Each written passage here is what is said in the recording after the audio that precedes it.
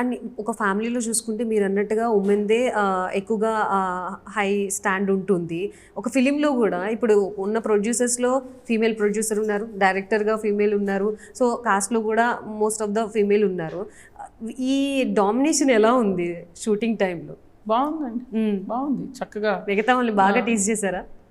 Tease ఏముంది, tease ఏం లేదు. Actually women are very efficient అండి. మనం ఇంటిని చూసుకుంటారు, పనిని చూసుకుంటారు, డీటెయిలింగ్ చాలా బాగుంటుంది.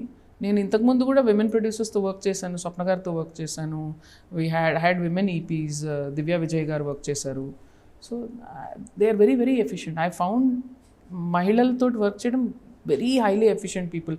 సునీత తాట్ గారు producer for Oh Baby. So first time కాదు నేను ఉమెన్ ప్రొడ్యూసర్తో వర్క్ చేయడం. అండ్ మీరు ఇనిషియల్గా వచ్చినప్పుడు అయితే కొంచెం రేర్గానే కనిపించేవాళ్ళు అక్కడక్కడ ఉమెన్ ప్రొడ్యూసర్స్ కానీ డైరెక్టర్స్ కానీ. ఇప్పుడు అది ఇంకాస్త ఎలాబరేట్ అయింది. దాని గురించి ఏం చెప్తారు మీరు? ఫస్ట్ ఇనిషియల్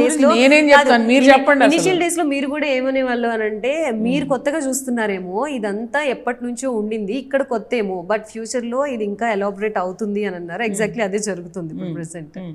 హ్యాపీ కదండి. మనం ఇంకా I mean I don't want, నేను అప్పుడు కూడా ఇదే అన్నాను, ఈ లేడీ డైరెక్టర్ ఎందుకు మీరు ట్యాగ్స్ ఎందుకు పెడతారు? నేను లేడీ అనేది నాకు తెలుసు, నా పేరు నందిని రెడ్డి అనగానే మీరు మళ్ళీ లేడీ డైరెక్టర్ అనక్కర్లేదు కదా. మొగాడు పేరు కాదు కదా. నన్ను చూస్తే కూడా అర్థమవుతుంది. So what is the need for that? అంటే ఓహో ఇది అసలు మహిళలు చేయరు మామూలుగా ఈ పని, కానీ ఈ అమ్మాయి చేస్తుంది అని పాయింట్అవుట్ చేయడమా ఏంటి నాకు అర్థం కాదు. So now I think we are in 2026. There enough women technicians in all fields. No need for the gender to come out is what I feel. మరి నందిని రెడ్డి గారి నెక్స్ట్ ఫిలిం మేము ఎప్పుడు ఎక్స్పెక్ట్ చేయొచ్చు? అసలు నెక్స్ట్ ఏమైనా స్క్రిప్ట్ అనుకున్నారా? ఐ విల్ స్క్రిప్ట్ అనుకున్నానండి. It's in under work.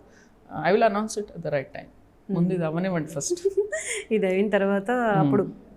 So ఈ శామ్ గురించి మేమందరం ముందు నుంచి చూస్తున్నాము, ఆవిడ పర్ఫార్మెన్స్ కానీ, ఆవిడ కొన్ని గోత్రూ అయిన విషయాల గురించి కానీ. అండ్ మీకు ఎంత క్లోజ్ అసోసియేషన్ ఉండిద్ది అప్పటి నుంచి ఇప్పటి వరకు? శామ్ ఎలా ఉండేవాళ్ళు, అండ్ దాని తర్వాత ఇప్పుడు తన ఐడియాలజీ ప్రకారం ఎంత మెచ్యూర్డ్ అయ్యారు ఏంటి? 15 సంవత్సరాల్లో ఎవరైనా మెచ్యూర్ అవుతారు కదండి. ఇప్పుడు నాకు శామ్ 15 years బ్యాక్ తెలుసు. మీరు ఇప్పుడు ఉన్నారు, 15 years తర్వాత మీరు మళ్ళీ వేరే మనిషి అవుతారుగా. చేంజ్ అవుతుంది కదా, అన్ని మారుతాయి కదా 15 ఏళ్లలో. మీ ఫ్రెండ్షిప్స్ కూడా మారుతాయి కదా. ఆవిడ అంతే.